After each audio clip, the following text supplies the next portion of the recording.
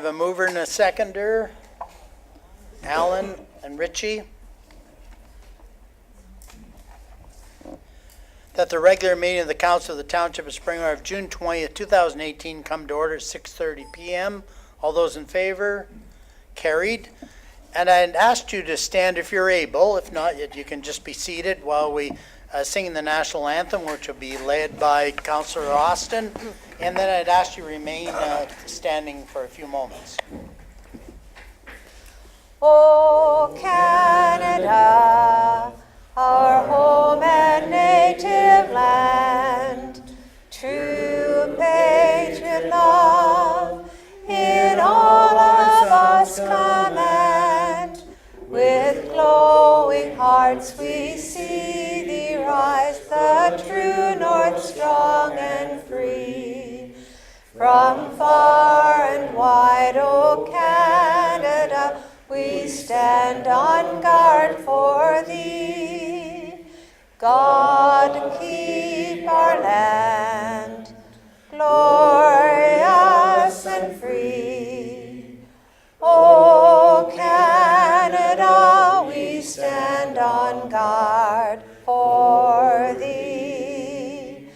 O Canada, we stand on guard for thee. Please remain standing for a moment for private reflection or private prayer.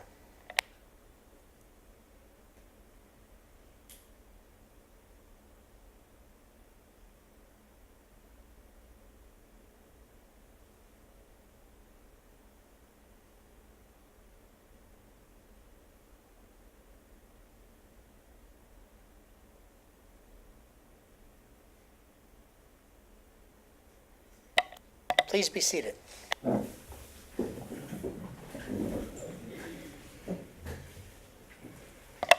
I'll turn to council and ask, has anyone got a disclosure of pecuniary interest on any of the matters on tonight's agenda? Seeing none, we'll carry on, and if you do realize there's a conflict, just mention it at that time. And so the first thing on our agenda tonight is a really special presentation, and I'd ask Mary Fleming just to join me up in front here, and I'll come out.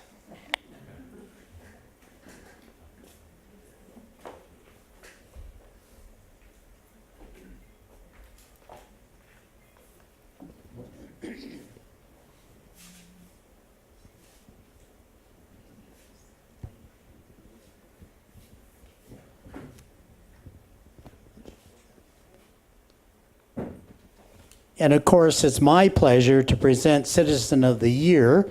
And of course, it's an initiative that was undertaken by the province of Ontario, and we're always asked to recommend someone, and we had an overwhelming recommendation of Mary for this award, and it is a very special award. And of course, I got a little bit of information on Mary, and you probably all know it better than I, but she's been an elder of the Presbyterian Church for 22 years. She's chair of the Church Mission and Outreach Committee for over 10 years. She's chair for the First time, okay. Chair for the Good News Visitation Team. She visits 7 or 8 shut-ins in the congregation to bring sermons and bulletins to them every week, and knowing Paul, they're probably quite exciting. And of course, she's members of many other church activities and committees, and hospitality crew, and they raise $15,000 a year for the non-glamorous church expenses. Kids Zone Friday night children's activity program for over 12, and junior to grade 1 classes. And of course, Let's Do Lunch, Point Person, which is an event that provides fellowship, and we all need that in our communities. Of course, Chili Lunch at the Maple Syrup Festival, and that's become very, very popular. Of course, and all the other things you do up there, barbecue and bake sales, and raises money for many of the important things, such as the Allenville District High School kind of building program, the food bank. It's kind of a natural disaster, such as the Haiti earthquake, all those kind of things. And a really important one, I love it, GAS, God's Awesome Singers, youth drama group, and performs 2 shows a year. So you know, Mary, you do a lot of things, but that's what makes our community special. And that's definitely what makes Springwater special is we have these communities that really help each other. And of course, other things, food bank, volunteer, Cancer Society, spring luncheon, volunteer. And I think what's reflective of the things you do is all the people here. Sometimes we have some controversial events and we'll fill the chairs. Most of the time we don't. And it's great to kind of fill the chairs tonight with a special kind of recognition and celebration. And on behalf of the township and the council and everyone here, congratulations and keep up the great work. And if you'd like to say a few words, I have a microphone for you. Thank you.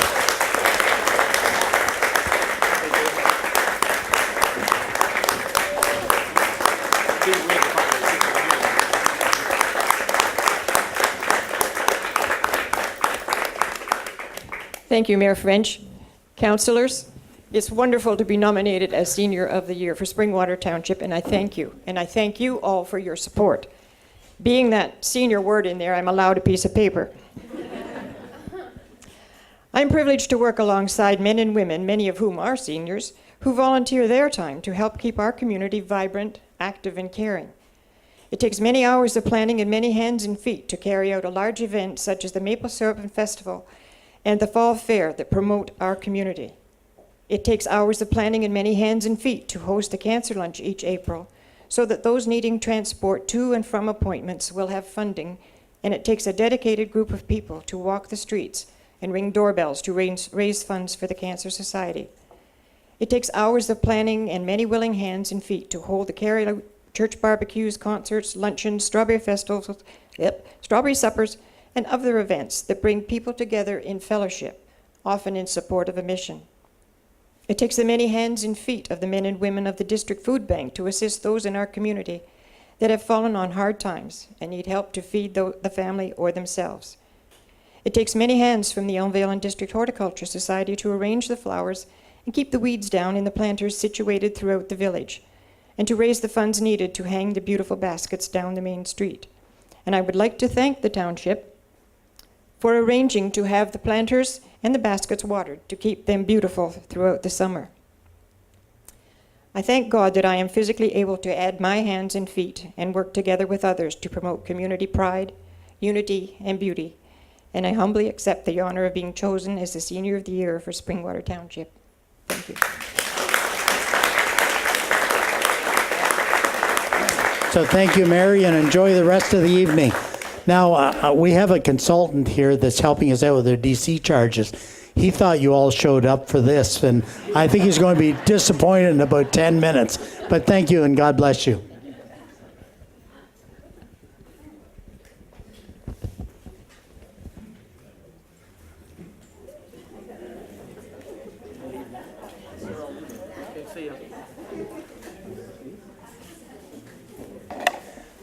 The rest of the meeting is really exciting. You should remain there.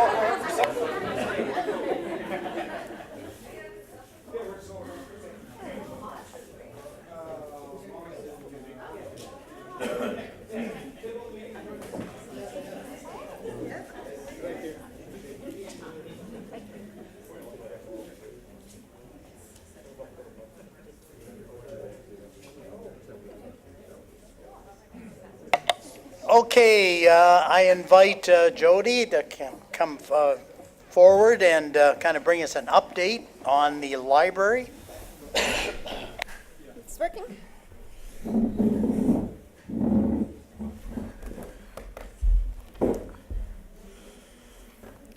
Good evening, Your Worship and members of council. Thank you for allowing me to come back for my mid-year update of what Springwater Library has been doing. We have been extremely busy this year, so I will try to keep it very brief and just touch on some of the highlights. All right, there we go. So of course, as you know, the most exciting thing is our new hours. Thank you very much for providing the money that we were allowed us to open 5 hours more at Elmvale and Midhurst and 8 hours more at Minising. I'm going to go into some of the response a little bit later in the presentation. Also, with our increased budget, we were able to hire some additional staff. You may recognize Elena, who is our heritage student from last summer, and she is now going to be going on and continuing her studies in library science part-time as well as working with us. And Katie is a Master of Library Science person who's from Burlington Library, and she recently relocated to our area, so we are very lucky to have her. Both her and Elena bring some new fresh ideas, lots of technology expertise, and we are definitely building upon them. Greg, who covered our maternity leave last year, has stayed on, and he's provided some continuity in Minising, so that's been really good for the people there. As for programs, we have been very, very busy doing programs so far this year. And with the new hours, we've actually been able to add a tech club. So on Mondays in Midhurst and Wednesdays in Minising every other week, and that will be expanded hopefully to Elmville in the fall, we've been able to do some programs with their tech toys for STEM, science, technology, engineering, and math. So that has been really popular with the kids. We also had a Public Works story time for Public Works Week, and they brought their snowplows, and the kids were able to get really up close and really enjoyed seeing the big trucks. We've also worked with seniors. We worked with Simcoe County for the It's Start initiative for promoting diversity. We've added to our diversity programming. We had a wonderful Indian tea, and we celebrated an Indian Spring Festival as well. And we've also been really cognizant of getting other groups into the library that we normally don't see. So we've been working with seniors, working with homeschoolers.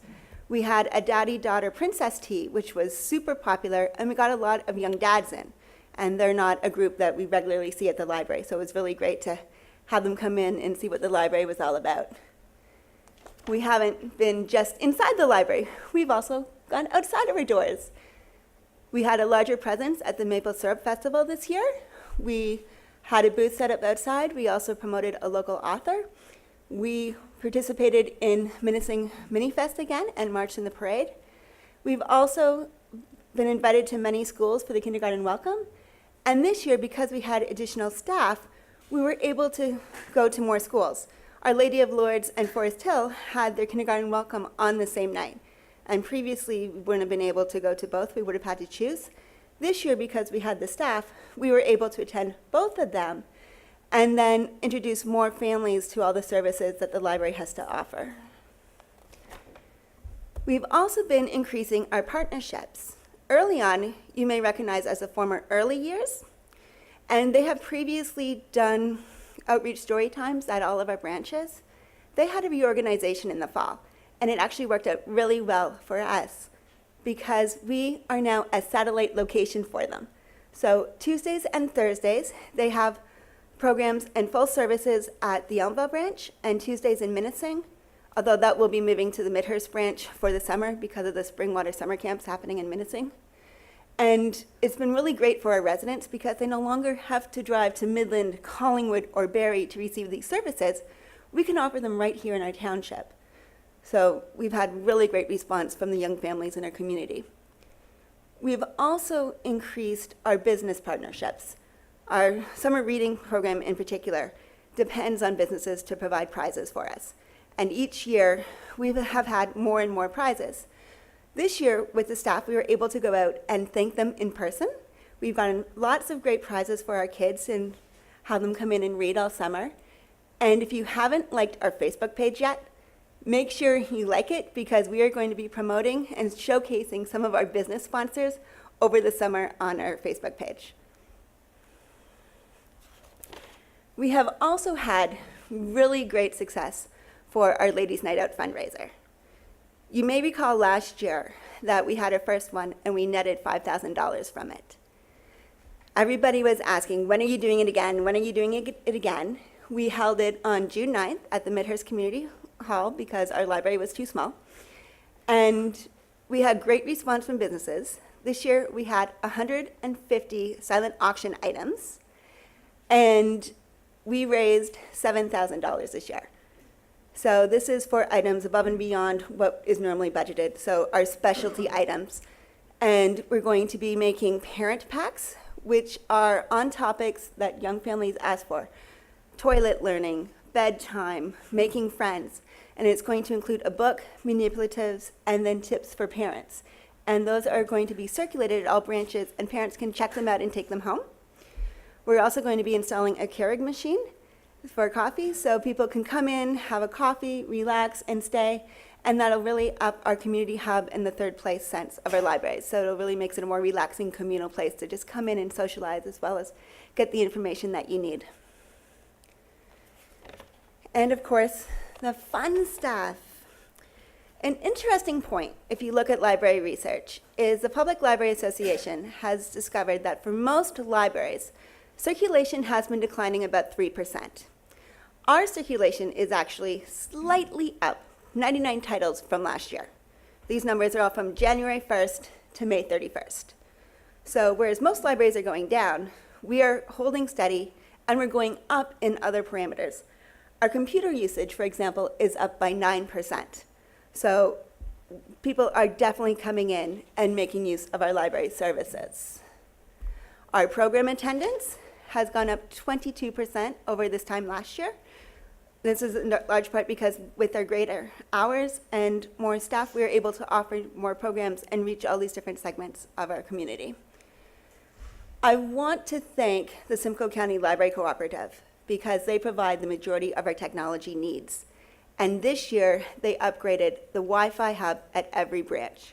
So it's stronger, it doesn't drop Wi-Fi as easily, and our patrons have been making much greater use of it, and the Wi-Fi numbers have gone up. Can't really compare them to last year because it's a different hub, but the Wi-Fi numbers are very, very strong. And our webpage visits are also up by 13%. So not only are more people coming through our doors and making use of our services and checking out our materials, they're also making use of our digital presence. And for our new hours, because we just started them at the end of February, I don't have a lot of in-depth data for you yet. We're still trying to collect it and analyze it, so I will definitely have a little bit more information near the end of the year for this. But as you know, Minising is their smallest branch. It had really low circulation, really low numbers of people coming into it, low programs, and it was allocated the most hours. Midhurst and Neville had 5 additional hours. We allocated 8 additional hours to Minising. So they're now open 4 days in a row, which they haven't been before, 2 mornings, 2 evenings, and we have seen as a great change. So program attendance has gone up 6%, but actual people in the doors at that branch has gone up 34%. So with the increased hours, people are definitely coming in and making use of our services, asking questions, getting material, finding out what we're all about, and that's what we like to see. Just an average attendance in Midhurst on the Mondays is around 90 people in the 4 hours we're open. So people are definitely responding to our new hours. Along with the new hours and programs, we can't neglect our staff. We have had an increased emphasis on training. I'm actually finishing up my Advanced Public Library Leadership Certificate, which is a 2-year course. I'll be finished by the end of the summer. Very glad to have all that coursework done. I've learned a lot. We also have several staff, a couple are almost finished and several are starting the Excel certificate in managing a small or medium public library. This is the equivalent of a library technician's diploma, and that is recommended by the Ontario Public Library Guidelines that all library staff have. So they're working really hard on that. Southern Ontario Public Library, the Southern Ontario Library Service, or SOLS, offers a lot of trainings, classes, webinars, and staff has been making use of that. A staff member recently completed a cataloging course. Another staff member recently completed a reader's advisory course. So rest assured, all of your staff in the library are well trained and certified in what they're doing. I would also just like to mention that one of the major initiatives from our strategic plan was completed this year, and that was our marketing plan. And this will just allow us to better communicate with our residents for both promotion of programs, finding out what their needs are, and how they can hear best about what we do. So there are several action strategies in there that we will be putting into place over the next few months. One of the things that came about was our new updated welcome brochure. And this is given to new patrons when they sign up for a card. It's also passed out at outreach event so people can get just a really brief overview of what services the library has, what we do. It's been so popular, we're already into our second printing. And if that wasn't enough, upcoming for the rest of 2018 is our ever popular summer reading program. Registration has already started and it'll kick off after the long weekend once summer is here and school is out. Both our club and our camp program as before. Last year we had 17 sign up for the first year ever, so we're hoping to beat that, and based on registration it looks like we definitely will. We are also partnering with the Elmville Sci-Fi Fantasy Street Party. We are going to be doing a Star Wars escape room on that day, so please sign up. It sounds like it's going to be lots of fun. You have to find a lightsaber. Something I'm really excited about is a staff training day with the County Library Cooperative. And this is going to be a mini conference. It's hosted by Elmville Branch, and representatives from all the different county libraries are going to come, and we're going to have training sessions, bounce ideas off each other. We're going to have a session on mental health, on readers advisory, technology programs, and more. So that is going to be really, really popular. For Ontario Public Library Week, we of course have our really popular Georgian Bay Reads, and it's the 10th anniversary this year, so we're going all out. It's in Meaford Hall.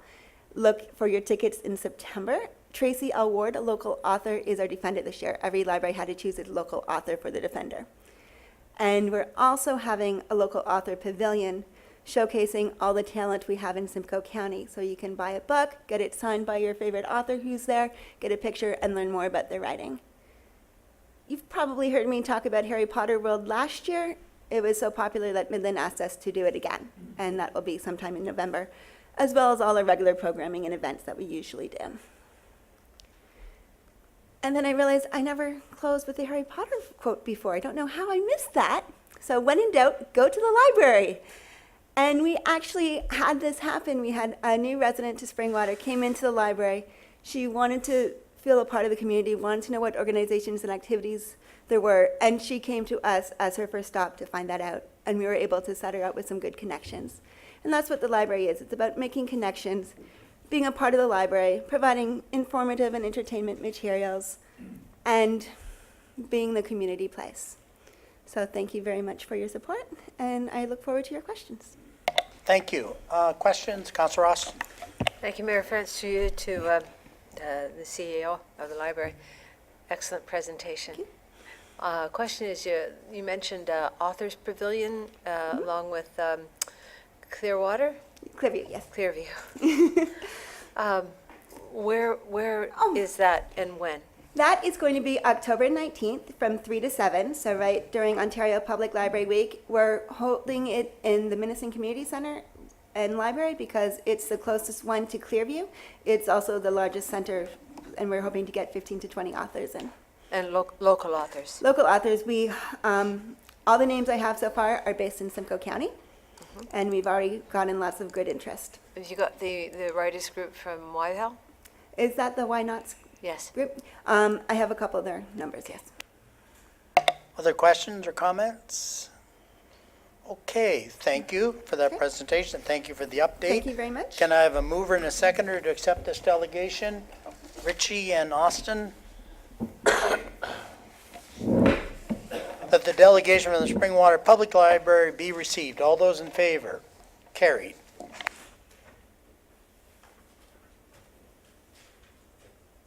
So moving on, we have some previous minutes to get it on the table. Can I have a mover and a seconder?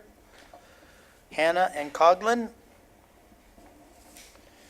That the minutes of the boards, committees, and other organizations, items 6.2 through to 6.4 be received as information. Is there any of these we'd like to discuss or comment on? Seeing none, all those in favor? Carried.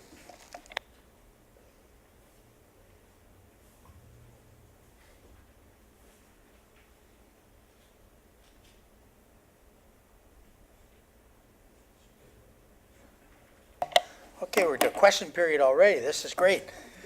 Is there anybody in the public out there that might have a question on something that's on the agenda or like to make comment? And if it's a question we can't answer, we'll get back to you as soon as we can.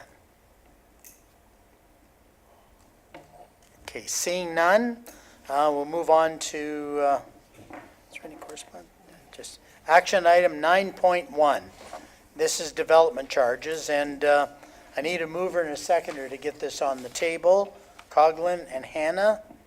And I'll do some light reading here first, and I won't read it the second time when we get to the approval, but it reads that the report from the Director of Finance regarding the 2018 development charges background study and bylaw dated June 20th, 2018 be received, that whenever appropriate, council requests that grants, subsidies, and other contributions be clearly designated by the donor as being to the benefit of existing development or new development as applicable, and the Council for the Township of Springwater adopt the assumptions contained in the 2018 Development Charges Background Study as an anticipation with respect to capital grants, subsidies, and other contributions, and that Council for the Township of Springwater continue the development charge approach to calculate the charges on a uniform municipal-wide basis for all services except water and wastewater, and on an urban area basis for all water and wastewater services,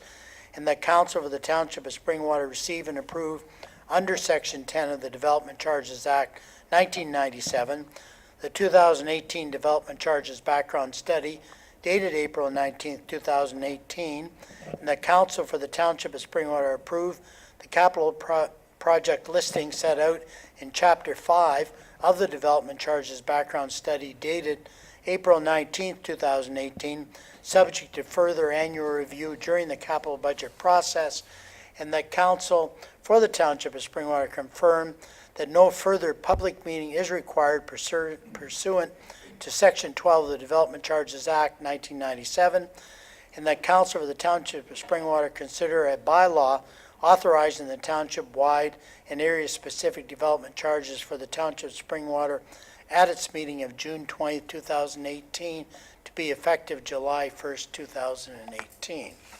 So with that, I think maybe first of all, shall I turn it over to Director Schmidt for any comment? Thank you, Mr. Mayor and members of council. So obviously this evening staff is in a position where we would like council to consider the adoption of the development charges background study and bylaw. You have in your agenda packages comments that have been received by the development community and responses that we've provided back. There were some comments provided to the township from developers in the south, if you will. On Monday of this week, we have had some preliminary discussions with our consultant, who Mr. Scanlon from Watson's is in the audience tonight to be able to answer any questions. But we have received comments from them. We have consulted with Mr. Scanlon as well as Mr. Ainley, or Mr. Mullen, sorry, from Ainley's.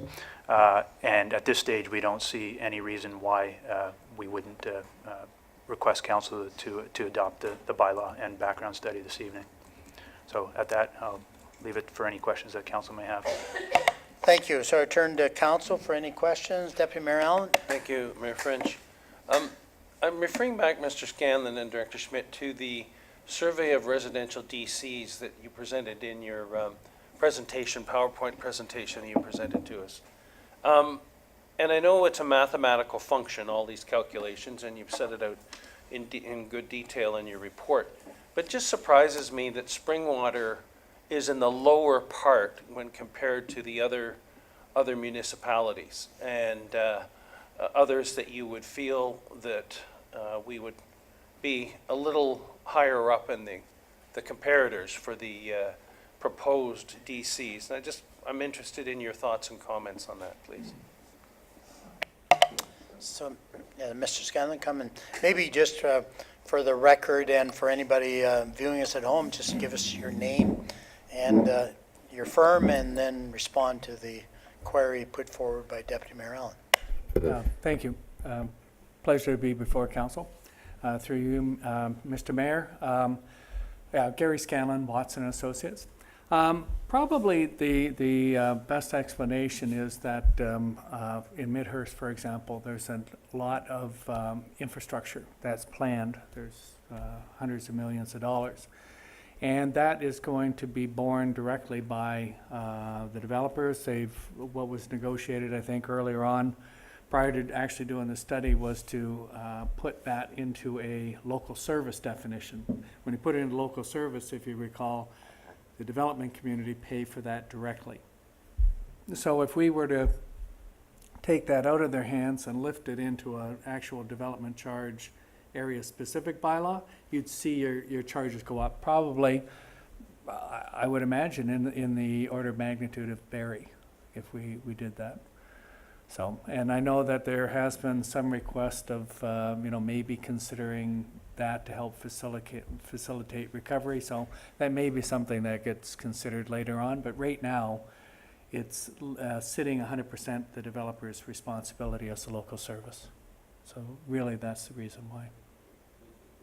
And actually, kind of to expand on that, because someone may not know what Barrie is, and I guess if you do the quick calculation of 350 million divided by 7,000 to 8,000, it's in the neighborhood, as you said, of Barrie, around 40 to 50,000. Yes. Actually, area specific. So I guess it is in the same ballpark. If you work out the math, it's not that different than Barrie. So it's just a different way that it's being undertaken, or at least been discussed with the development community to date. Other questions? Councillor Anna? Thank you. I have a question, but I'd first like to comment that I think this was an excellent report, through you, Mayor. The Watson Associates, I found easier to follow than the ones we've had in the past. Not that the other ones weren't good, but I just found this easier to follow. It's 198 pages of reading that helps me get to sleep at night. But seriously, sir, the complaints or the questions we have that we got forwarded to us by a couple of developers or through our Director of Finance, I guess that's to be expected by people who are going to be the ones that have to pay. And I think it's important that we all remember, if they don't pay, the current taxpayers do pay. So my question to you is, we often hear that development doesn't pay for development, and if we're lucky, maybe development pays 70 or 75%. I would just like you to clarify that percentage. You're absolutely right. I think I've normally used the range of 75 to 80%, and that's because there's a number of limitations. You can't collect for all services you provide. The Act prohibits certain ones.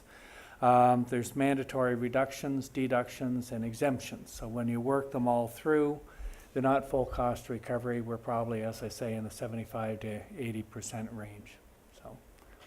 So for the folks at home, they should understand that they're going to pay 20 or 25% of the cost of development going forward. That's correct. Thank you.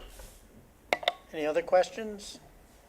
Okay, I think it was a very thorough report, and Thank you. And I do want to follow up on Councillor Hanna.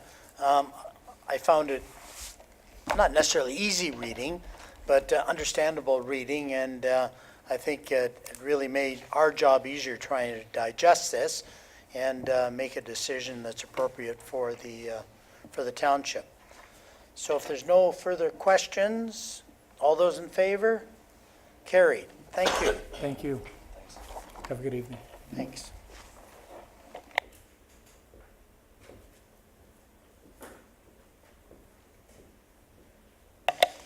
And now we're moving on to 9.2, council compensation. Can I have a mover and a seconder to get this on the table? Austin Coughlin. The report from the Director of Finance regarding council compensation 2018-2022 term of council, dated June 20th, 2018, be received. That a council approve the grossing up of elected officials' salaries effective January 1st, 2019, upon the elimination of the 1/3 tax-free exemption, and that council approve an annual reimbursement of up to $3,000 for an elected official's private health care benefit plan effective December 1st, 2018, that council approve opting out of OMERS for elected officials effective December 1st, 2018, that the process for opting out be commenced, and that council approve a monthly reimbursement in the amount of $50 for internet expenses incurred by elected officials effective December 1st, 2018. The council approve an amended monthly mileage reimbursement policy for elected officials effective December 1st, 2018, as provided for in this report. And I just want to make the opening comment that this is the plan for the next term and doesn't have any impact on the elected officials within the existing term. With that, questions forward to Mr. Schmidt. Councillor Coghlan. To Director Schmidt, or through you, Mayor French, to who's going? Well, see what the question is, and we can pick it up on an HR or finance perspective. All right, thank you. On page 6 of the report, it speaks to OMERS, and it says that only a sitting elected official can choose to opt out. And I guess my question there is, if we, from what I'm reading, is that if we opt out, a future council cannot opt back in under the Corporation of Township of Springwater, and we, acting in good faith, don't have the ability to vet our future councils. So I'm curious how we can fall into this decision-making. Ms. DeVries? So through your worship to Councillor Coghlan, those are the Pension Benefit Act rules that OMERS has set out. That's kind of the process that they have kind of set out because a previous council passed a bylaw to opt in. So those are the rules that OMERS has advised us that we would have to follow to opt out. But Follow up? And so for clarification, should this council choose to opt out, no future council under the Corporation of Township of Springwater will have the option to opt back in? Ms. DeVries? so through your worship to Councillor Coghlan, it is also my understanding that a future council could then pass a bylaw to opt back in later years. Yeah, but I guess the point is, and it's a very good question. Yeah, the council in the term wouldn't benefit from it. It would be the following council. If for some reason, if we didn't have the OMERS at the present time and we thought it was appropriate for future council members, we could be recommending that.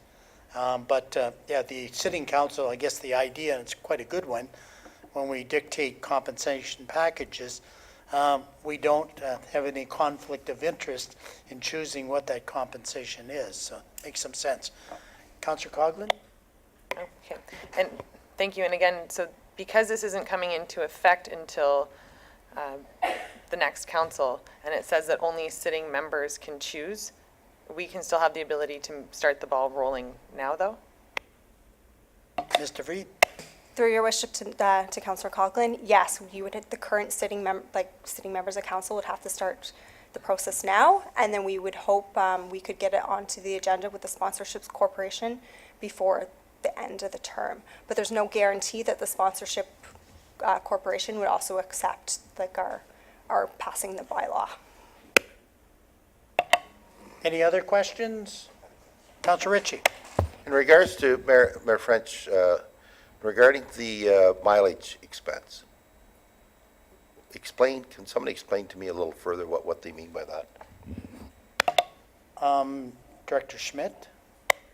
Thank you, Mr. Mayor. Through you to Councillor Ritchie. So essentially what we're proposing is that council members today, in this particular term, do get compensated for travel to and from regular meetings of council, such as this evening.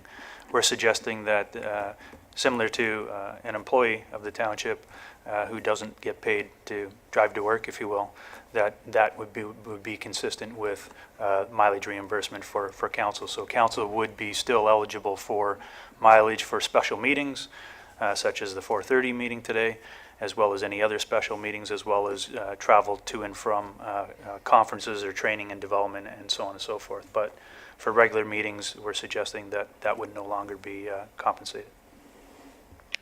Follow up?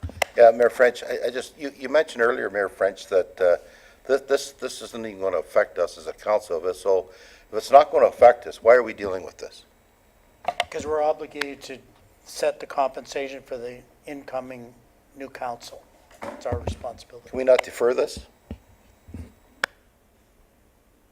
I mean, we can defer it, but we have to make a decision before the end of our term, because we're responsible.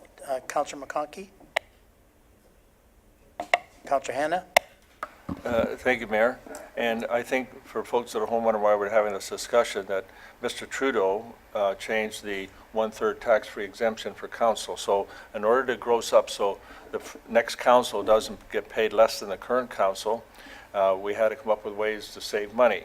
And so in order to make sure the compensation was the same, we considered doing away with the OMERS, and I support that strongly. I don't think, for the amount of money that a member of council working for 4 years, time they retire and get to be 65 and they collect it, it probably wouldn't buy them much more than a coffee. And so I suggest that that's one way that taxpayer could save money, is if we agree to opt out of OMERS. The mileage compensation, I can go with that. I don't have a problem with that. The only concern I had about the mileage compensation, I guess through the Director of Finance or whoever else knows, if it is I guess if we're claiming it for expenses we actually incur, there's no tax benefit deduction for that. And if we take a look at the reimbursement, it says here for $3,000 for elected officials for health care for families or for individuals. If we take that $3,000, that $3,000 has to be used by a member of council to buy into a plan in order to get the $3,000. Is that correct? Director Schmidt, I think that's the wording. It says reimbursement. Thank you, Mr. Mayor, and through you to Councillor Hanna. So yes, it's a reimbursement, so tax-free, similar to mileage as of today. It's up to $3,000. So if your plan is less than $3,000, we will compensate you whatever that amount is. If it's over $3,000, the limit would be $3,000, and it's a reimbursement tax-free. So my question, if I can, to follow up, what is the difference between the $3,000 and currently what you would pay for an individual member of council for their health benefits, just strictly for that member and not the member's family? Director Schmidt or Mr. Freed, I'm not sure whom. Sorry, Mr. Mayor. Through you, Mr. Mayor, to Councillor Hanna. Based on the rates that we have right now, it's approximately $2,000 for a single family coverage, or single coverage, sorry, not family. Thank you. So obviously the $3,000 is a larger impact on our taxpayers, because instead of compensating $2,000 to a member of council for a single for a single council member, we're now going to be up into $3,000. So really, we're defeating the process of trying to offset the costs of making up the tax-free benefit. So I'm not going to support the $3,000, and the rest of the council should know that. So I would strongly recommend that we don't do that. And going back to our previous meeting, I believe that it was established that there's only a couple of other municipalities in Simcoe County that actually provide health care to members of council. Is that correct? Director Schmidt or Mr. Through you, Freed? Mr. Mayor. Through you, Mr. Mayor, to Councillor Hanna. I believe most municipalities in Simcoe County do provide health benefits. There's, I think, one or two that don't. However, with that said, they don't necessarily provide the same program, if you will, that Springwater does. So some of them pay a percentage or a certain portion of the premiums for them, so they don't pay the full amount like we do. And also, there's others that have caps on the number of claims, if you will, that they'll process in a given year. So unlike us, so they are different programs. I would say, I think the conversation we had before is the program that's in front of Springwater Council today is one of the more, if I can call it, premium, if you will. But I'll leave it at that. Thank you. And sorry, Mayor, if I just want to finish talking about the health care, and then I'll cease, and we'll come back to the rest of these later, but because I know Councillor Collier wants to speak to the health care. I'm not trying to disadvantage anybody, but we are going from what would have been $2,000 to $3,000. The whole objective was to save tax dollars in order to justify compensating council members by reimbursing them for the 1/3 that they're going to be taxed on. Before I go to Councillor Carlin, just one clarification. Our health plan is, like even for councils, was it based on the individual, or was it the individual and spouse? Or family, sorry. What was the basis of it, or today? What is the basis? Through you, Mr. Mayor, so in the report, we've actually based the estimates on all members of council being eligible with family coverage is what the numbers are that's in the report. That's not necessarily what's reflective of what is the actual today. Not obviously all members of council are eligible, and some have family and some are single coverage. So we were trying to provide what worst case scenario would be, I guess, Okay, in the but- report. But maybe just for clarification, to be fair, so we're not just picking a number, if there was family coverage, what does it cost the township? Sorry, through you, Mr. Mayor, I believe in the report it was approximately $5,000, I think, was for family coverage. Councillor Coghlan? Thank you, Mayor French. So that, following on to Mayor French, currently, right now, that's the expense. I do have a young family, and that was offered to me, and I absolutely do use the benefits for our family, and understanding that it is costing the township, on average, $5,070 for that coverage. If we remove that down to $3,000, I'm having difficulty understanding why it would be perceived as an increase of $1,000 when really it's a decrease of $2,000. If right now family coverage is costing the municipality $5,000 and we cap benefits at $3,000, we are now saving $2,000 per potential elected official. Is that correct? Director Schmidt? Thank you, Mr. Mayor. Through you to Councillor Coghlan. So if we assumed all members of council had family coverage and were eligible for benefits, then yes. However, that's not the case today. Not all members are family covered and/or eligible for benefits. So what we were trying to do is take a look at if all members were eligible, it would cost around $37,000 or $35,000, I believe. And if we offered up to $3,000, obviously it would be $21,000 cost to the township.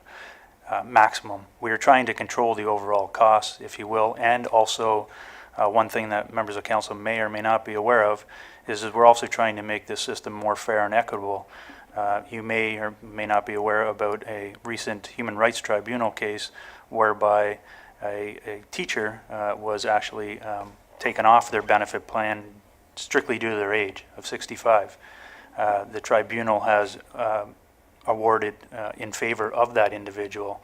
And so, again, we're trying to make this system fair and equitable so that we don't get our hands into that mess, if you will, and trying to make sure that we're trying to provide a fair and equitable system for all members of council, regardless of age. So that was another reason why we kind of offered this. And in addition, based on some of the comments we received from members of council after our April 23rd session, it appeared that the majority were somewhat in favor of walking this path. So, Okay, I'll go follow up with Councillor Coghlan, then Deputy Mayor Allen, then Councillor McConkey.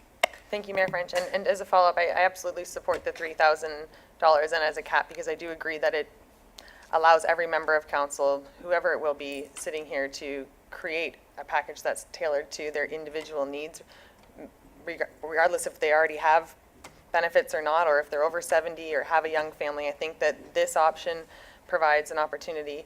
And it was also, in speaking with Mr. Vree, that there was legislation coming forward where there may not be an opportunity to put a cap on benefits. Is that what, separate from that? Mr. Vreed? So through your worship to Councillor Coghlan, it's the Human Rights Tribunal decision that Jeff is referring to. Right now, the insurance companies kind of set those upper limits. So they're based on that kind of that ruling from the Human Rights Tribunal. We have to watch to see if the kind of how the insurance industry responds to that, and whether legislation does come down from the province where it would be considered discrimination and written into the Employment Standards Act. Okay, quick follow-up. And so by having a reimbursement schedule, the corporation is then, can then not be open to such claims? Mr. Vreed? Through your worship to Councillor Coghlan, as kind of Director Schmidt alluded to, then by providing it would be fair and equitable to all members of council regardless of age. Deputy Mayor Allen? Thank you, Mayor French. So as I understand this $3,000 for the benefits, to get that, you have to be in a private plan and then submit an expense report that could be reimbursed up to $3,000? That's the first question, and you're nodding your head, so that's the answer. Thank you.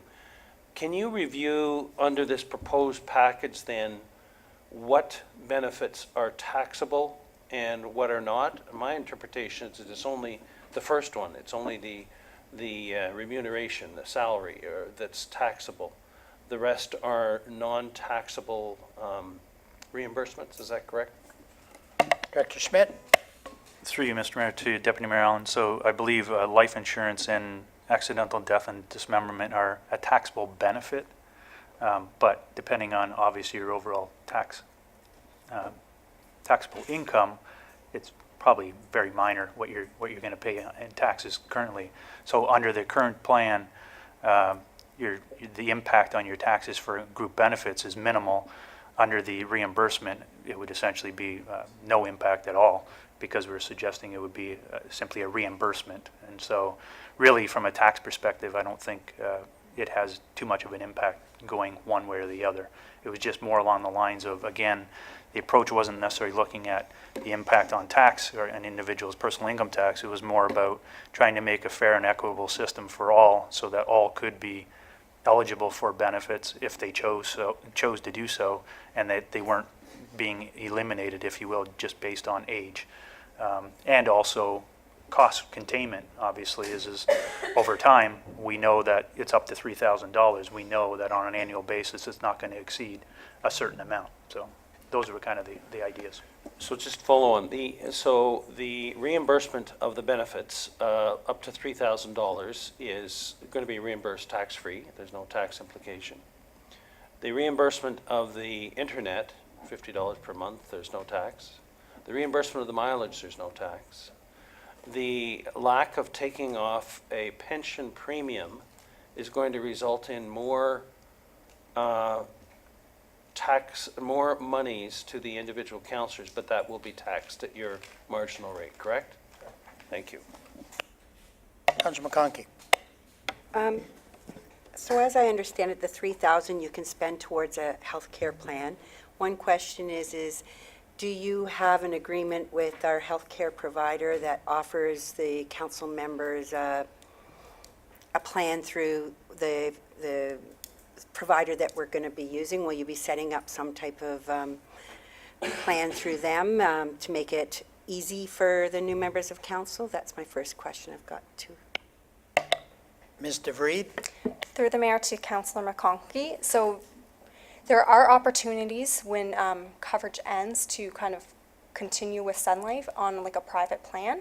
There's also, when speaking with their broker, there are other kind of brokers out there that specialize in group benefits for individuals who don't have employee-provided health benefit plans, where they can kind of pool and make to bring costs down. There's lots of opportunities out there, but it can be very individualized, because depending if you go pick a private plan, some people want more dental, some people want more vision, and so it's opportunity to tailor the benefits to kind of your individual needs.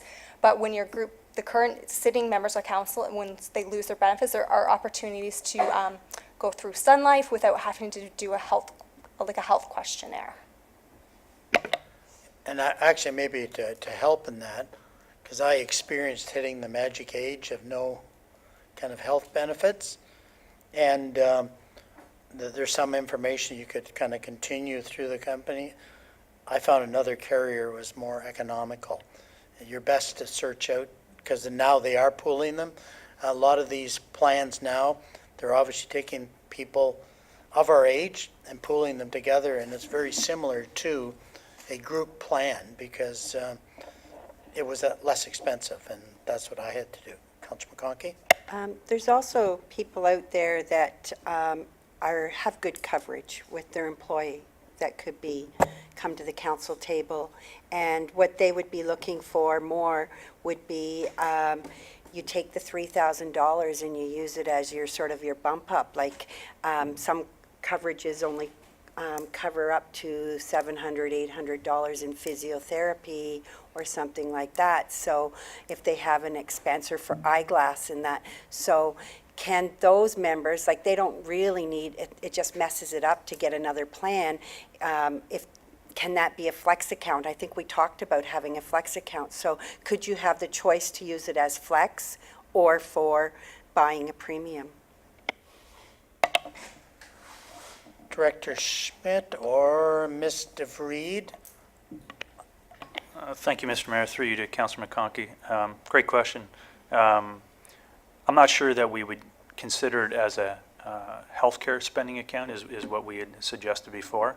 However, with that said, if the individual has a employee or employer paid program and would like to enhance that to the extent that there's additional premiums involved in that, as long as it doesn't exceed the $3,000, I'm not sure whether we would disallow that or not, to be honest with you. It's a benefit provided to all members of council as long as it doesn't exceed $3,000. Councillor Hanna. Thank you. So I need clarification. The way I read the report, the $3,000 was to go out and buy a plan. However, some of the conversation here tonight, I got the impression that you could submit bills up to, say, $3,000 and get reimbursed for that. I don't know which one is correct, but I'd just like you to clarify 100%. Director Schmidt? Thank you, Mr. Mayor. Through you to Councillor Hanna. It would be a reimbursement up to $3,000 for an actual plan, not for expenses, if you will. The expenses would go through your plan. Councillor McConkey? That's not how I understood you just answered my question, because I said, I'm pretending I'm a new counselor coming in. I've got a premium plan at my work. I do not want to buy another plan, but I know that my eyeglasses, and usually it's always eyeglasses and dental, you can always go more over, or if you've had an injury, it could be a physio thing. So I'm saying, I'd like to use my plan, and I might only spend $1,500 of that, but I would just like to be able to be equal to the other council members, but be able to draw on that account for some services associated to the health care. Director Schmidt? Thank you, Mr. Mayor. Through you to Councillor McConkey. So my answer to that would be no. My answer, to clarify, is that if the individual wanted to enhance their existing program or plan, which would mean that they would have to potentially take on or incur additional premiums to do so that they could cover off those additional expenses, then I think the township will be in a position to cover off those additional premiums that the individual would have to pay, but not the individual expenses, if you will. Follow up? Sorry, that might be difficult if you're in a large corporation and you're with a provider. The corporation has the mandate with the provider, so I don't know how easy it is for someone else to step up that program when that corporation has made a deal that everybody's getting this. So it could be rough on someone who has it with a big corporation. I guess a comment, I've been thinking about this. The reality is and again, I think the comment was made to be fair and equitable. The reality is some people may not have any plan. That's a good plan now. I'm not sure why they should have a greater advantage than kind of the basic coverage the council would have. So I think the plan is quite appropriate. I don't think that the idea was to kind of to buy a plan that will have deductibles. The fact that someone has a good plan now, I'm not sure why they should have a greater advantage than kind of the basic coverage the council would have. So I think the plan is quite appropriate. I don't think that the idea was to kind of up someone's ante to cover 100% of their health benefits, because most plans have a deductible of some sort. And I thought it was a pretty good balance, would be my perspective of it. Any other comments from Director Schmidt or Ms. DeVried? Okay. Councillor Ritchie. Yep. So, Mayor French, through to the Director of Finance, what's the average cost then for a person, if it's just a single person? Is it, somebody said 2,000, so is that an average cost then for an individual healthcare plan? Director Schmidt? Through you, Mr. Mayor, to Councillor Ritchie. So just to clarify, that's under the township's current plan, it would cost you about $2,000. If you went out on your own, it would depend. Again, as Mr. DeVriend had mentioned, depending on what you're looking for in a plan, you can tailor your plan as you wish, and that will cost you X, Y, or Z, depending on what you're looking for. So it could be less, it could be more than $2,000. Anyway, I think it was a good report based on the conversation we had. So, Councillor Coghlan? Thank you, Mayor French, and this is pertaining to the internet, $50. I'm going to, I guess, put forward an amendment to have internet expenses removed entirely from council remuneration. Don't make fun of me. I think that before, cell phone or phone and internet used to be something that was expensed. Phone's not expensed because I'm sure that the logic behind it is everyone has a phone, and the impact to us as members of council on the phone, I don't know if there's internet available to us, so I don't understand how or why council is being reimbursed for internet. I don't get why that happens. Director Schmidt? Through you, Mr. Mayor, to Councillor Coghlan. Good question. I guess, knowing that we do have some challenges within the community of obtaining or receiving reliable internet service, some individuals are required to probably spend a little bit more money than what you typically would. I think what the basis was on this was that it is a benefit that current council and previous councils have received. However, there was no cap in place previously, and so instead of taking the benefit totally away, we essentially wanted to, again, try to control some of the costs and put a cap in as to what you could, what the maximum would be, if you will. So, other than that, I really don't have any other comments at this stage. So. And I think the point is, it does say reimbursement. So if you don't have any expenses, you don't submit them. Councillor Hanna? I have 3 internet accounts, only because all the problems I've had over the years with internet. I have 3 different accounts. I pay more than the $50. I agree with the $50. I wouldn't have those accounts if I was not on council. So I think we've had good discussion. All those in favor? Opposed? Thank you.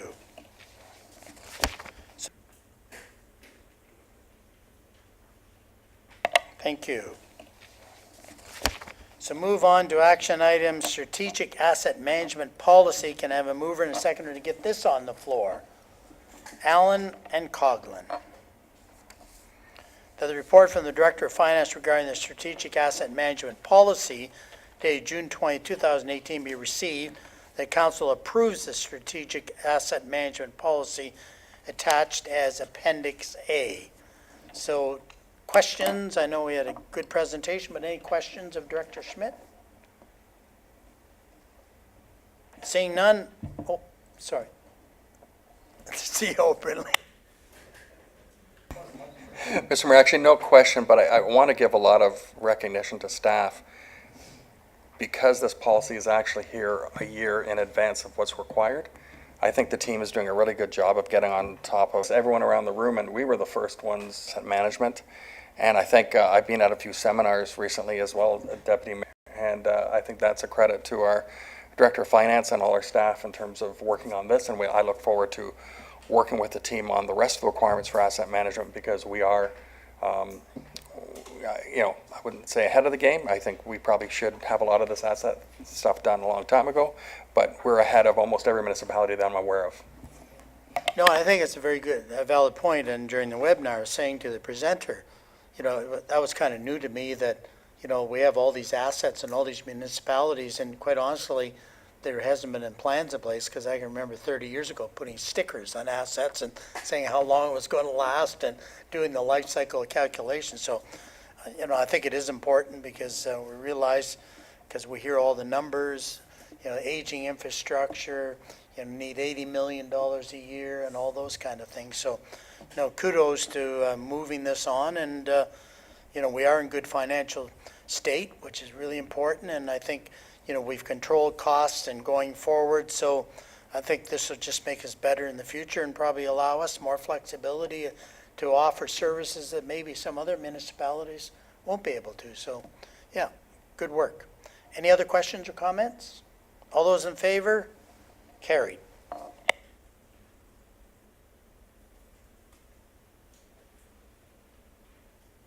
Moving on to action plan 9.4 and the award of the supply and installation of the clarifier dome in Elmville. Can I have a mover and seconder to get this on the table?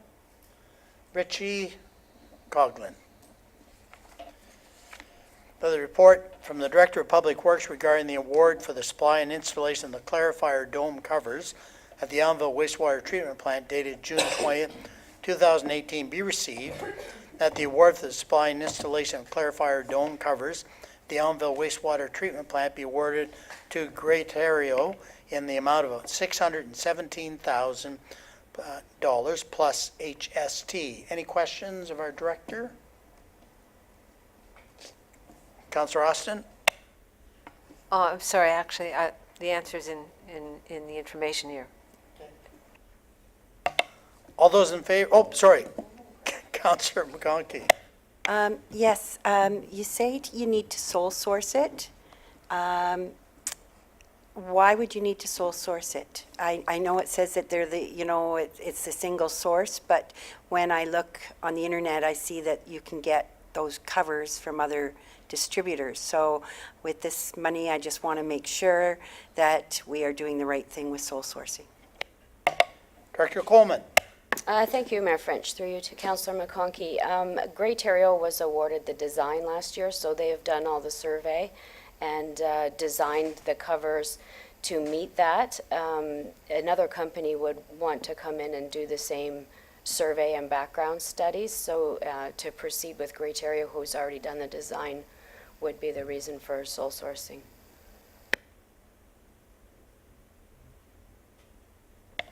Any other questions? All those in favor? Carried.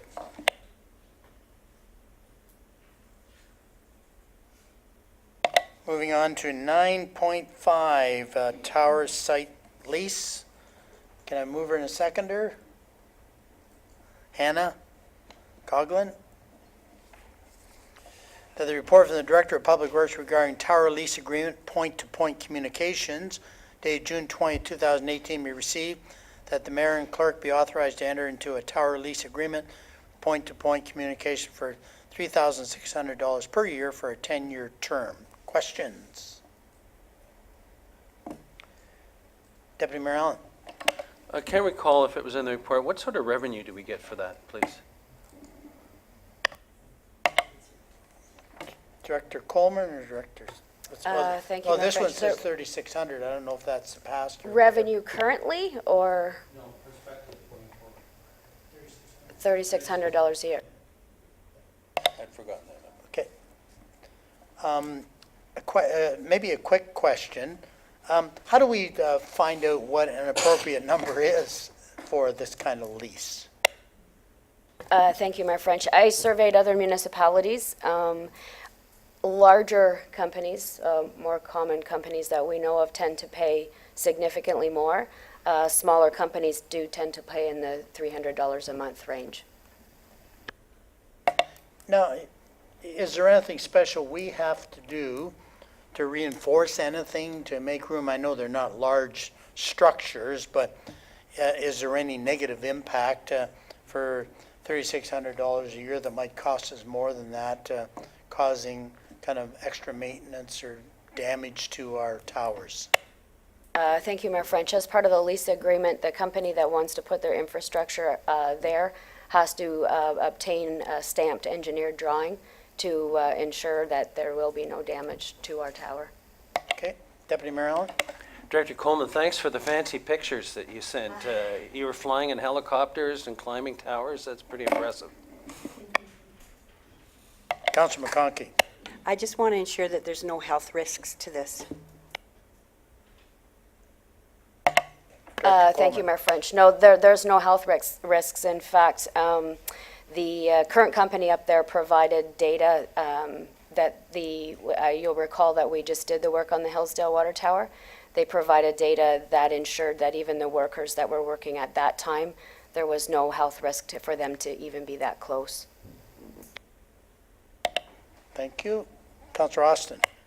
Thank you, Mayor French. I just wanted to make note to the general public that I had asked Director Coleman, if what was going to be added to the tower might be, a visual eyesore, and the photos that Deputy Mayor Allen referred to indicated that no, that the amount of space that they take up is minimal, and so it's not an eyesore. Thank you. All those in favor? Carried. So moving on to 9.6, another tower lease with Ultrafast. Can I have a mover and a seconder to get this on the table? Hannah and Coughlin.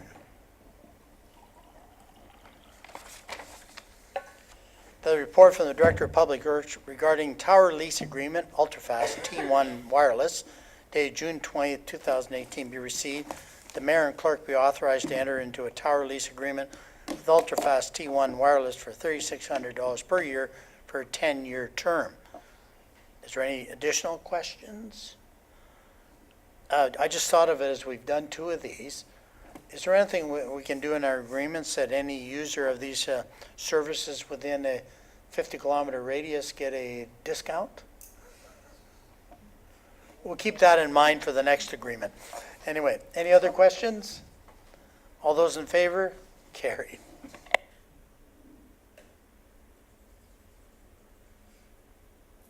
So information reports. To get it on the table, can I have a mover and a seconder? Coughlin and Hannah. I'm getting lopsided on council here. And that the report items 10.2 through to 10.9 be received as information. Any of these we'd like to pull? Councillor Coughlin. 10.6 and 10.7? Any others? Okay. Shall we, do you want to?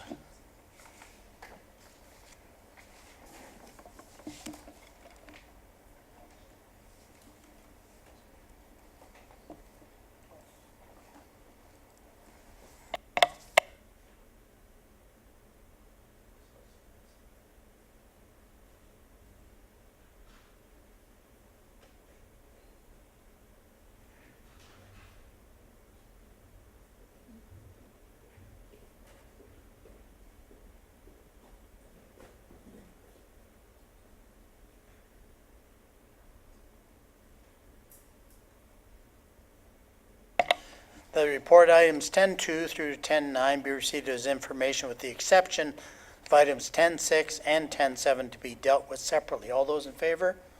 Carried. So with that, let's go to 10.6 and Councillor Coughlin.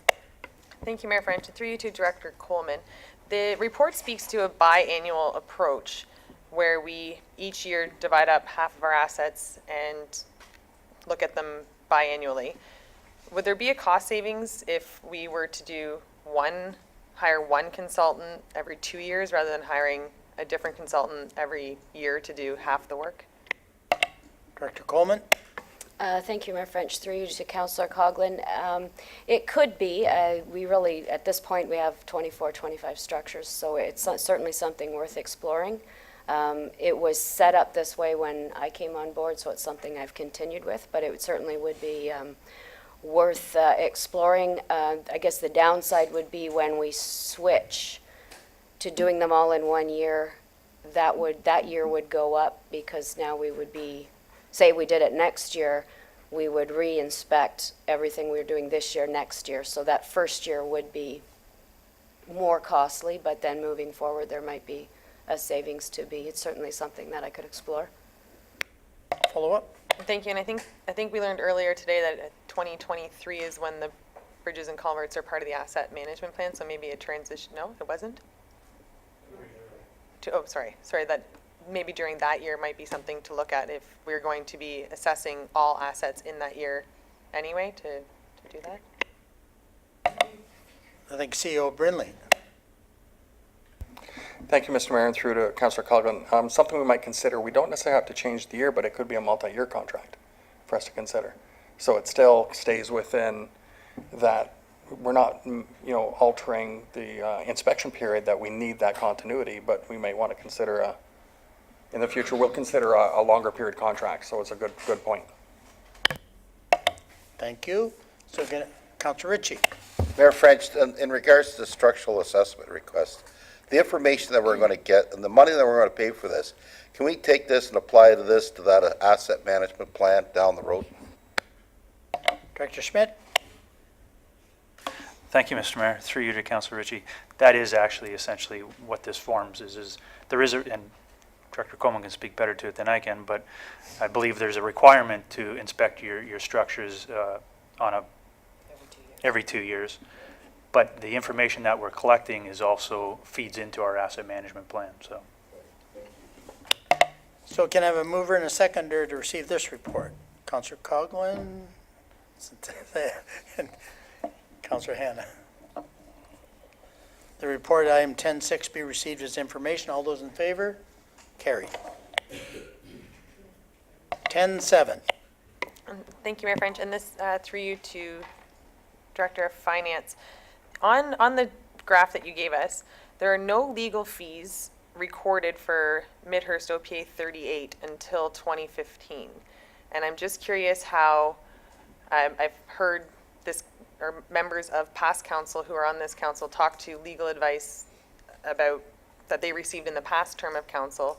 And I'm assuming as the process was unfolding that there would have been legal fees in that Midhurst OPA 38. So where would those fees be indicated on this graph?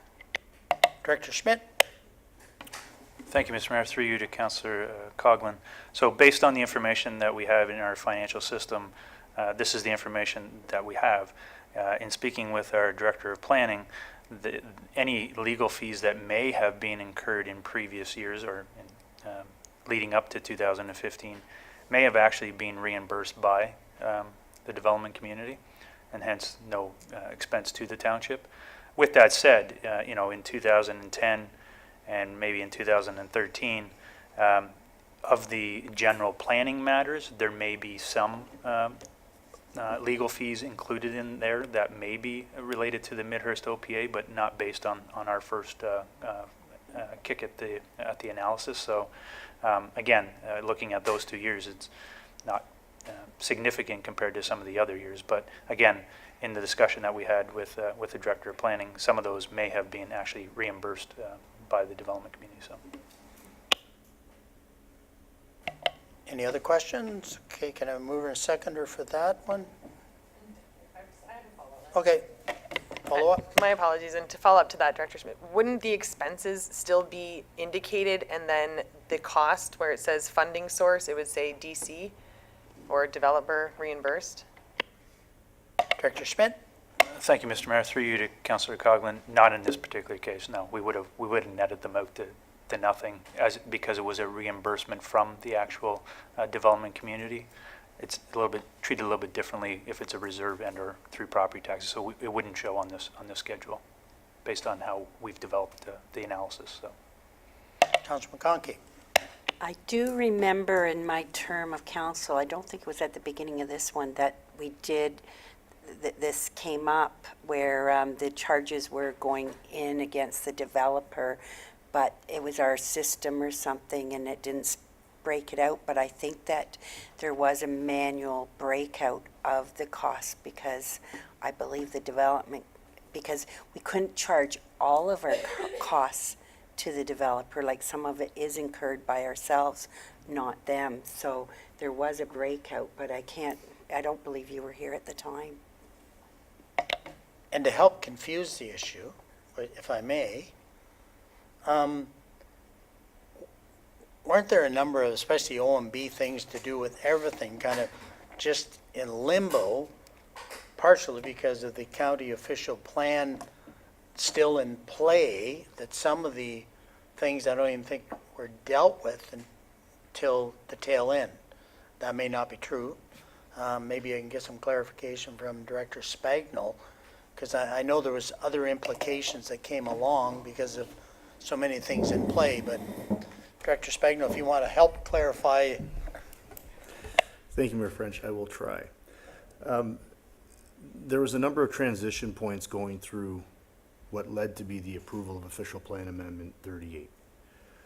So there may have been some legal fees that were incurred because they wouldn't have been tied directly to the approval of Official Plan Amendment 38, which would have led up to the general consideration of any modifications done to the official plan and things like that.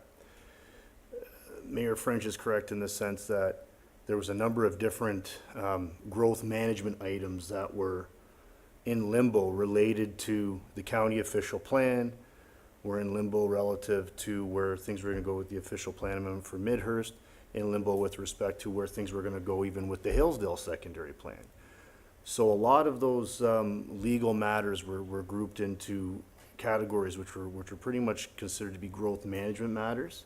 And that's why it's difficult to pinpoint which actual legal opinions and which legal fees were actually incurred for each individual process.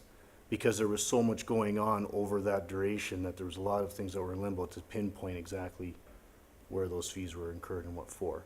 It wasn't until the approval of, I would say, OPA 38 by the county until there was settlement discussions that were going on with respect to the draft plans of subdivision where there was significant legal fees to go and try to rectify or resolve the appeals that were sitting with the Ontario Municipal Board. I think CEO Brindley wanted to add something to this conversation. Yeah, thank you, Mr. Mayor. On the same train of thought, I'm looking at my rival here, and I remember probably in about 2012, 2013, our push to our legal counsel was to break up the bills better, to actually align, and this is what Councillor McConkey's dealing with, is everything was sort of general legal or under growth management. And it wasn't until we got into around 2013 that I had our solicitors start breaking out the invoices in more detail. So I think that's part of it too, where some of the fees might be up in admin. Whereas after that period, we made more of a conscious effort to quantify the billings. And to even complicate more, wasn't there some actually accounting procedures or something, 4 or 5 years ago that changed our reporting? Because I remember some restatement of anyway, I thought there was some change at the province, the way they wanted us, what they call it, PSAB or whatever it's called. Yeah, anyway. Okay, well, let's not confuse anymore. So again, I have a mover and a seconder to receive this. Coghlan, McConkey. All those in favor? Carried.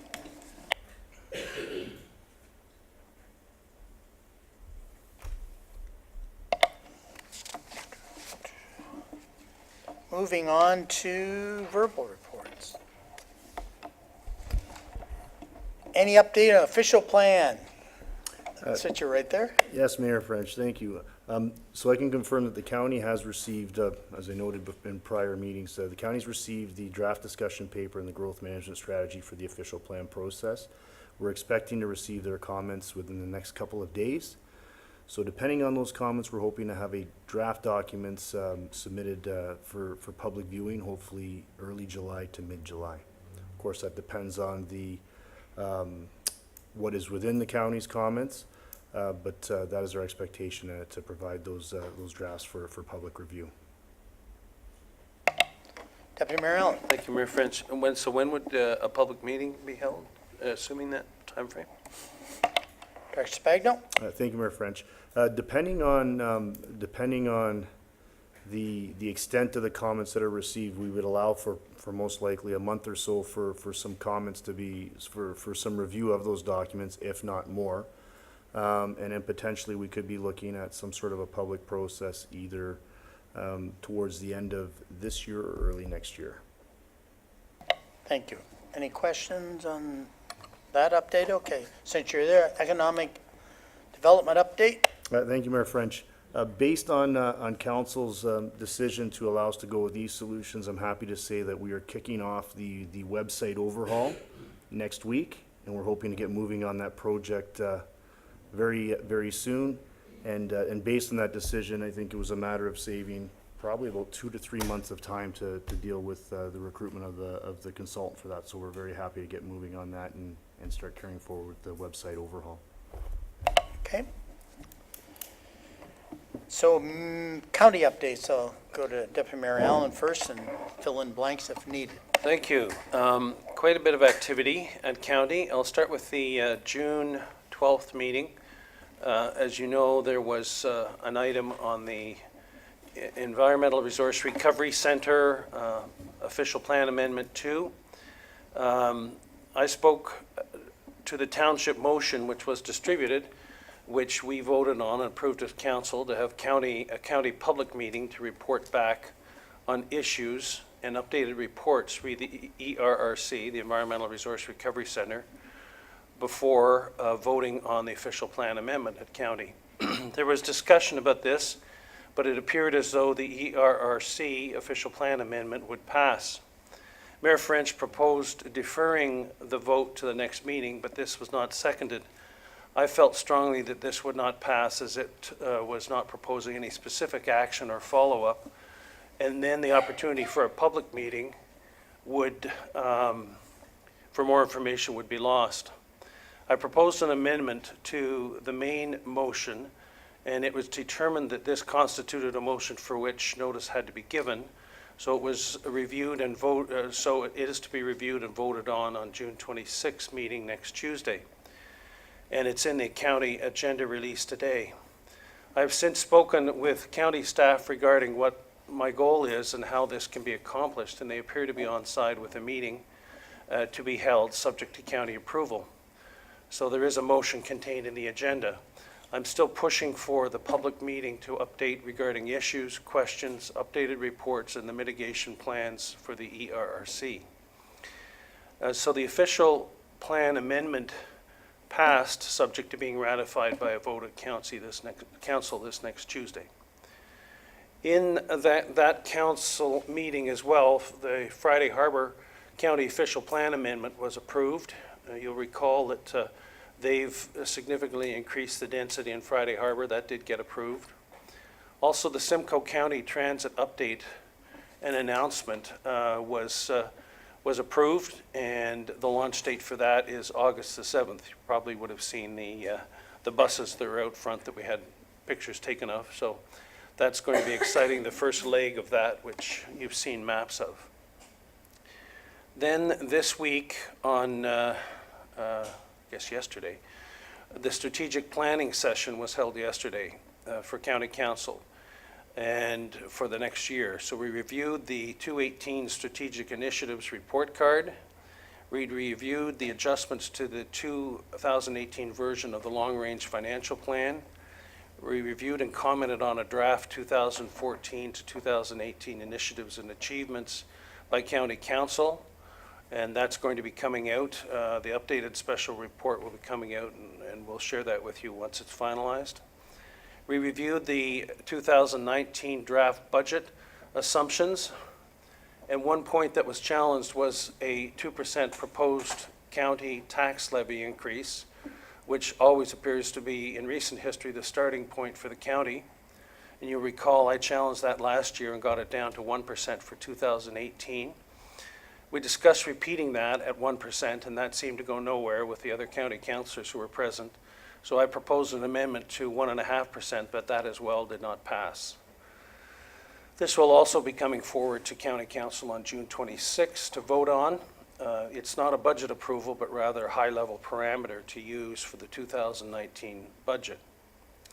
I've never agreed with this method of setting a budget parameter, but that is the way the county does its budgeting. Finally, the 2017 $2.8 million surplus, which was largely due to increased user fees and waste management recycle sales, reimbursements for contract mishaps, and sale of assets and WSIB rebates, resulted in this $2.8 million county surplus for 2017. We discussed options on the allocation of this, and it was decided that 1.8 million of that will go to social housing reserve for projects of size that are ongoing and on the books, and the other $1 million will go to waste management reserve for revenue reductions for the 2018 recyclables. Because of the China actions that we've all been reading about, the market for selling recyclables has plummeted, so the revenue that's was generated in 2017 and contributed to this surplus will be significantly deficient, and that's why a portion of it was set into the waste management reserve. Thank you, and I guess the only thing I have to add is the county kind of transportation link system. It is intended to connect communities. It's not intended to provide local services. But the good news, the first route will go through Midhurst up St. Vincent, across Waddy, Finley Mill, and up 26 to 27, and through Elmville, Waverly, Wybridge, up to Midland. So that'll be launching, and there will be a maiden flight on August 7th, and people are going to be invited to come along for the ride. So I think it does assist our people in Elmville and some of the local college students and so forth in Midhurst. And the hub will be in the RVH area, is where it's going to work from. But again, the intent of the county system is to link communities, not to provide the local transit. And I guess the only other thing on the kind of the ERRC, and Deputy Mayor Allen mentioned that I would like to defer it. And one of the reasons I'd like to defer it is, and even by their own admission in our update yesterday in our strategic session, just fibers, resale of fibers dropped like from 1.8 to $400,000, on an annual basis.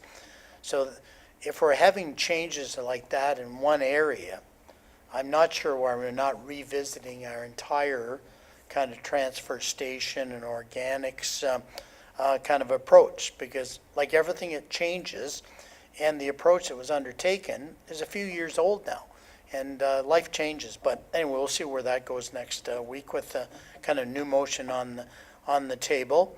And we did get an updated report, their annual report on SWIFT, and they're still on track. There's financing from the federal government, provincial government, and the county, and it's a ways off. But the reality is that they need to get the main pipes in place for us, which is the fiber network. And that's kind of a very broad stroke right now in their annual report between 2016, and now we're in 2018 and 2022. And of course, to get the local service, what we need is still going to be the local provider, whoever that may be. So it's a ways off, but obviously, hopefully in the future, something will be coming to our key areas, Springwater, especially Elmville, Hillsdale, and north parts of Midhurst and that, and then our rural community, because I hear lots of complaints of their lack of access. But it's in the works, and there is a report, if you want to read it. It was on last county council report, but it was pretty broad strokes. It wasn't quite down to the level that I thought it might be by now. So that's the only thing I can add. So let's go to any questions on, Councilor McConkey. On SWIFT, like if you look at it, it has a whole separate entity, and I've Googled it, and the warden is sort of head of this. And it seems almost like a separate little company or something. So I'm wondering, like, when the warden isn't there, what happens? Is it other people that replace this, or, because it's the setup of it is just, I just don't understand it, so. I can help one, but they have hired a CEO finally for the SWIFT network. So it's starting to roll along, but we are 2 years in now since they started it. And I would suggest, read the report. It doesn't drill it down. It's still kind of the broad strokes, but it's needed, and I'm sure it'll be fine. But they have hired a CEO to run the organization, so it's not going to be just run by the board of directors, which is kind of how it started, because it needed all the political will to kind of get the funding to even get it on the table. And I give them credit for doing a great job, in the Southwestern, it was the kind of Warden's Caucus that actually kind of created the vehicle, and I think they've done a great job at that. But yeah, read the report, but still a lot of meat in it, unfortunately. There's some numbers from provincial, federal, and there's, 15, I think think, different counties, municipalities, regions that are participating in it. It's getting clearer, but it's still pretty gray. Okay, any other questions on that? Okay, to municipal updates. Councillor Anna. Thank you, Mayor. Springwater Township Golf Tournament at Vespra, the Springwater Swing, 3 weeks away, July the 11th. And if you sign up and pay, if you're at home before the end of the month, you get the discount. And we got approximately 100 paid members already, so it's good to go.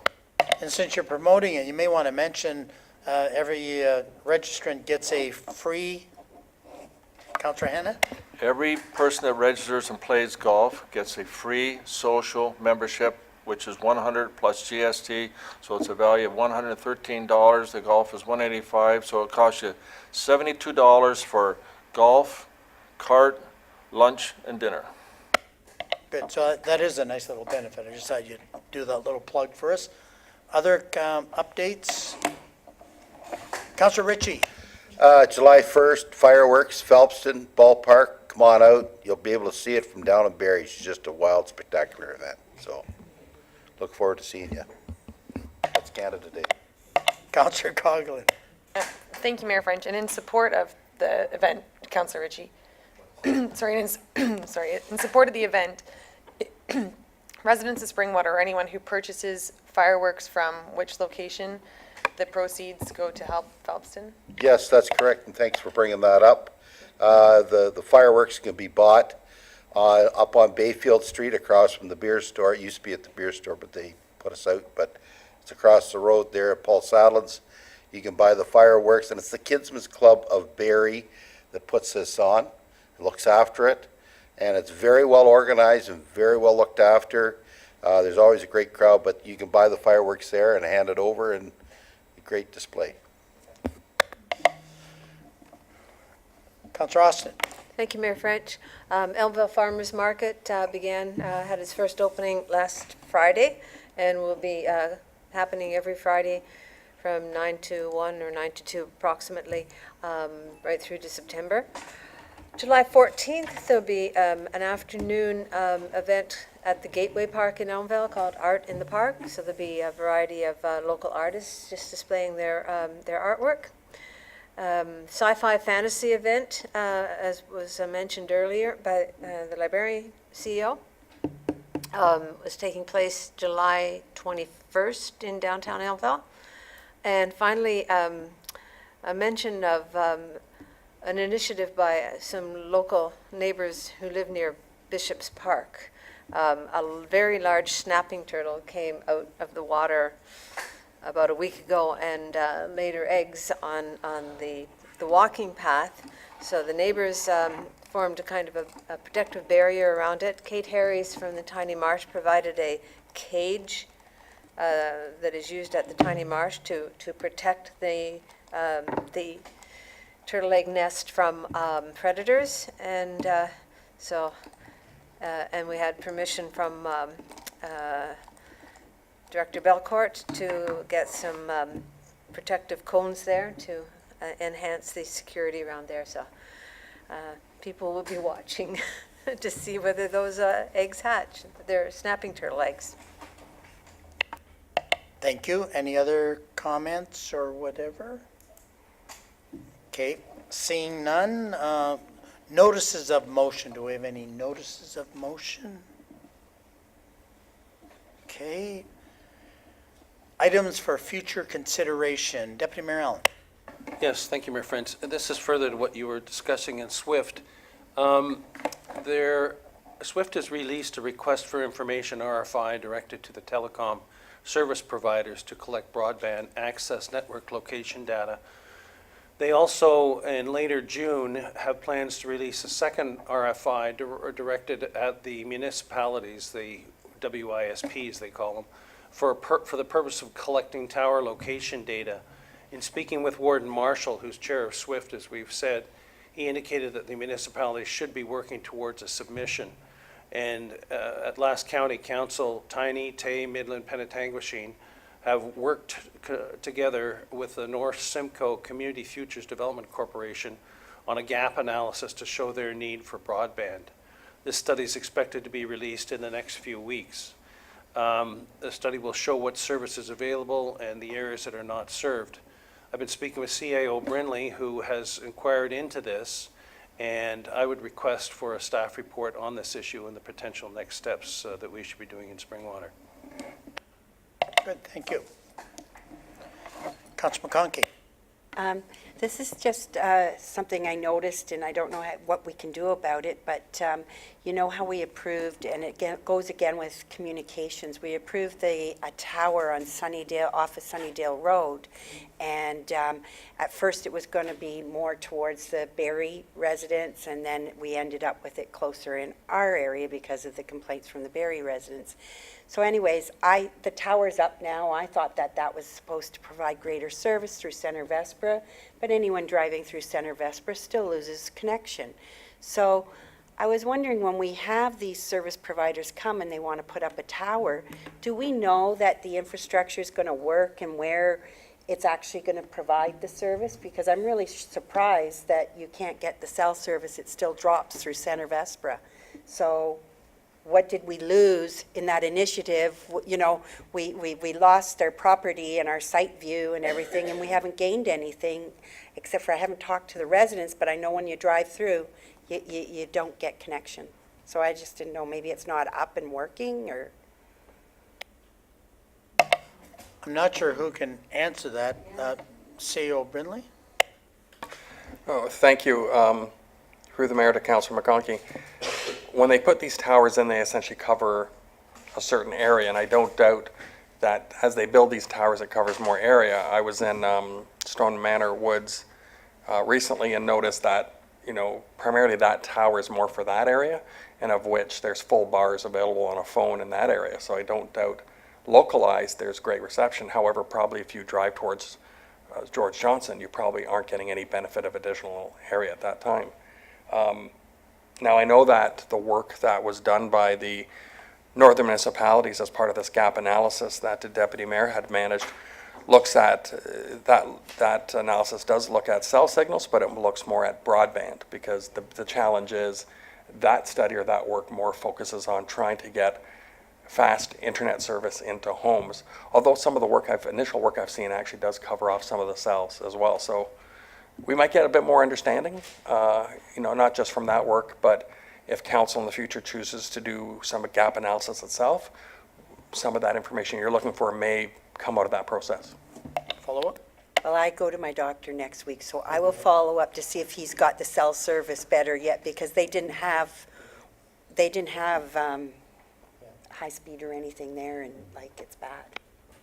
Yeah, and I guess one of the problems is with some of these cell towers, they are specific service providers rather than, they're not everybody. That's Bell or, so, yeah.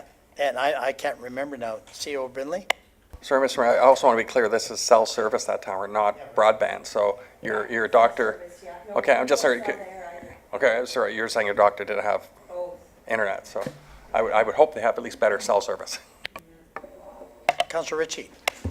Talking about that, I sometimes wonder if these towers, if it depends on the height of the towers, if they're sending signals to a next tower rather than displaying it. So there's different designs in what they're doing. That's something we might have to look into down the road, dig down a little further. Actually, the one thing, as a follow-up to Councillor McConkey, and what you may want to do is meet with the planner that prepared for the open house we had on that tower, because I know they had some patterns, and I hate to say it, I think the pattern was more directional rather than omnidirectional, and it was, I mean, even their application said it was to service the North Barrie area. I might be wrong, but I double-checked because they had all the maps. And I think it was something along those lines, but yeah, I think we have to dig down deeper, and we have to have an added benefit at some point when we're approving these tower installations. So lesson learned, I guess, would be the best way. Any other kind of municipal updates? Okay, seeing none, can I have a mover and seconder for the bylaws? Hannah and Coughlin, okay. Keep your hands up for the next ones. that the bylaw listed herein be signed and sealed by the mayor and clerk. All those in favor? Carried. And now for the confirmatory bylaw, Alan and Richie. That bylaw 2018-046 to confirm and adopt the proceedings of council, the regular meeting held on June 20th, 2018, listed here and be signed and sealed by the mayor and clerk. All those in favor? Carried. And of course, our adjournment bylaw, Austin and Richie. That the regular meeting of the Township of Spring Water does now adjourn at 8:14 p.m. to meet again, regular meeting on July 4th, 2018 at 6:30 p.m. in the Council Chambers Administrative Center, Minnesing. All those in favor? Carried. Meeting adjourned, and thank you anyone that may be listening and observing us at home.